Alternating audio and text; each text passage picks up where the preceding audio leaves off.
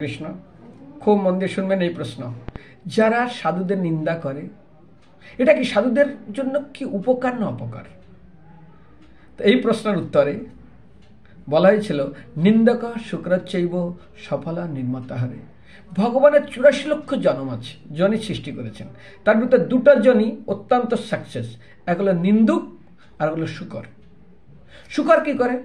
তিনি গ্রাম পরিষ্কার করে, অর্থাৎ নোংরা খেয়ে পেটে নিয়ে যায়, কিন্তু সেটা পাটিটা রাখে না, সেটা আবার বের করে দেয়।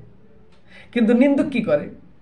নিন্দুক ওরা নিন্দা করে, অর্থাৎ কোনটা নিন্দা করে? খারাপ গুণটা ও গ্রহণ করে ও গচ্ছিত রাখে, আর ওটা জিহ্বা দিয়ে আবার বলে, আবার ওটাকে আবার ভিতরে ঢুকিয়ে রাখে, আবার বলে। সেই জন্য আর যত এই নিন্দুকরা আপনার খুব নিন্দা করবে, তত আপনি পরিষ্কার হবেন। যেমন দেখবেন মায়েরা তাদের সন্তানকে কি দিয়ে পরিষ্কার করে? সন্তান যখন মলমূত্র তাদের গায়ে লেগে যায়, হাত দিয়ে পরিষ্কার করে, জল দিয়ে পরিষ্কার করে। আর নিন্দুকরা কি করে? সাধুদেরকে জিহ্বা দিয়ে পরিষ্কার করে। কি আচ্ছা, হাত দিয়ে পরিষ্কার করাটা ভালো হবে না জিহ্বা দিয়ে পরিষ্কার করাটা ভালো হবে? তো নিন্দুকরা কি করে? জিহ্বা দিয়ে সাধুদেরকে পরিষ্কার করে।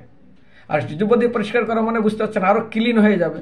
তো সেই জন্য মায়েরা হাত দিয়ে পরিষ্কার করছে তার সন্তানদেরকে, আর শুয়োর গ্রামে পরিষ্কার করছে, জিহ্বা দিয়ে বের করে দিচ্ছে। কিন্তু নিন্দুকরা জিহ্বা দিয়ে সাধুদের নিন্দা করছে এবং তাদের সমস্ত কলমুষকে দূরীভূত করছে।